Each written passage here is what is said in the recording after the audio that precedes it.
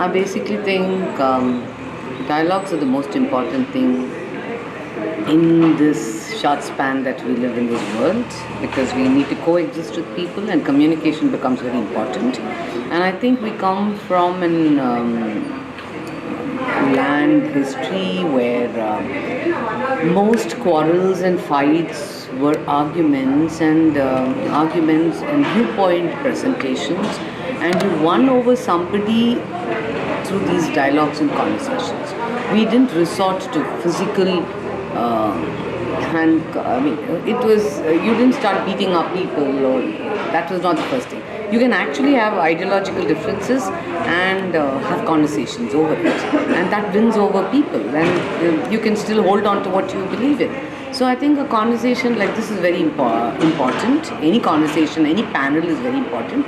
But here, particularly in Auroville, I found it interesting because life has these mysteries, especially the energies which guide us to different things. That I should come here for this is very interesting for me, because I guess most of the people speaking were Aurovillians, and so that you all decided to have outside perspectives is very interesting for me. And so I came with my limited exposure to Mother Ashram, which I've visited several times, and I've lived inside Auroville, coming in as a guest and going.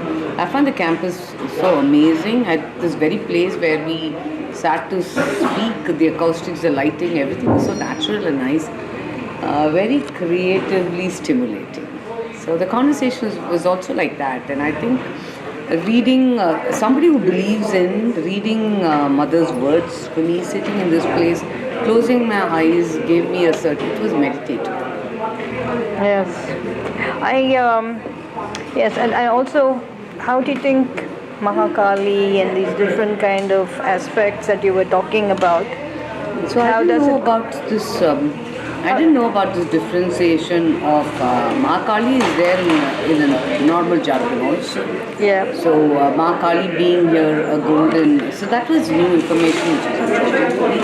But I think all aspects of Shaktam, or goddess worship, Shakti worship, is a manifestation of certain energies which could even be originating from the male deities, wherein I think it's an embodiment of all these powers of kinetic energy which can move thoughts into actions.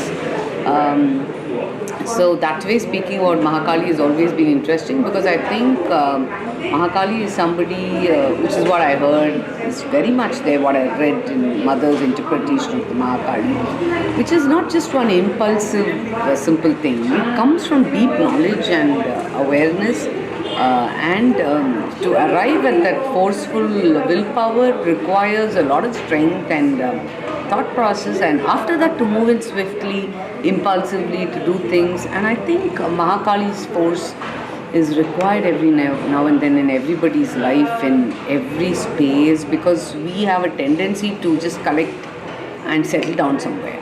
It's so easy to go into comfort zones of being safe. I don't want to, and that energy goes once you.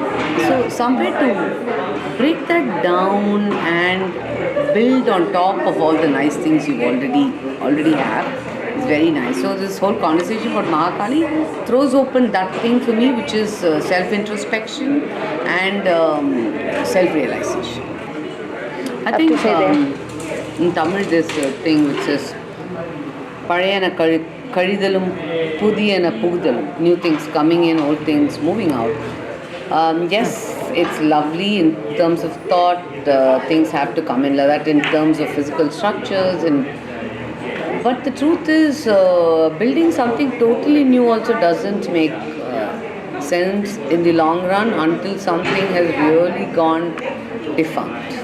So I think understanding that it's a process which involves everybody in that zone. Like if my family, we decide to bring down that building and go in for a new apartment there, it's a collective decision. So a lot of people coming in together to decide that, because always it may not be the smartest thing to bring down everything. Maybe it's about corrective measures like there are places which are still extending and running very well because they've decided to correct this area, that area, bring in these new systems. It takes a lot more effort to do that though.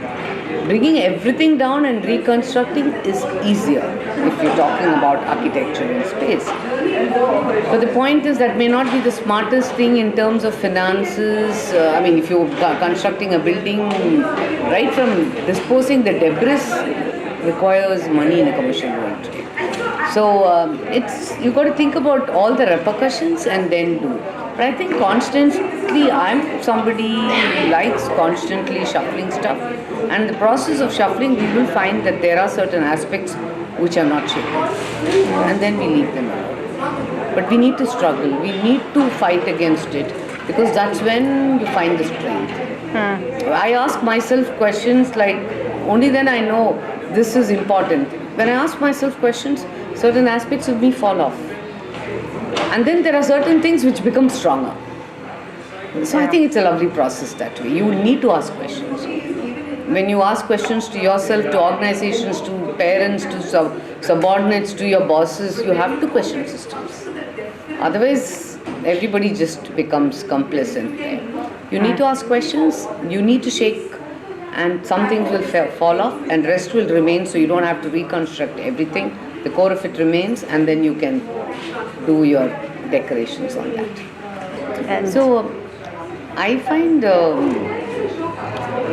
I don't want to be boxed. no, but then the resolution, no? You'll be Yeah. resolute. So I think That's there not is even an encouraged. There is an inherent strength in us. Yes, when a woman does that, it is looked at negatively. When a man does it, then everyone looks up and says he's a leader, he's this, that. It's like they say, I came, I conquered. We came, we conquered. We always make it sound collective, but I also don't feel the need to sometimes. So I don't feel the need to say that I am not a woman. I do things like a man. I am a woman, and too bad y'all didn't understand woman in the right way.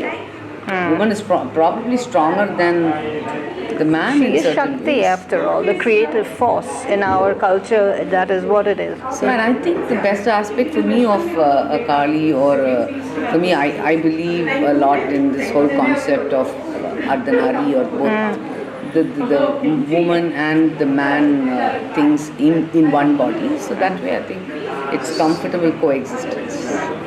Yes. Thank you. Thank you.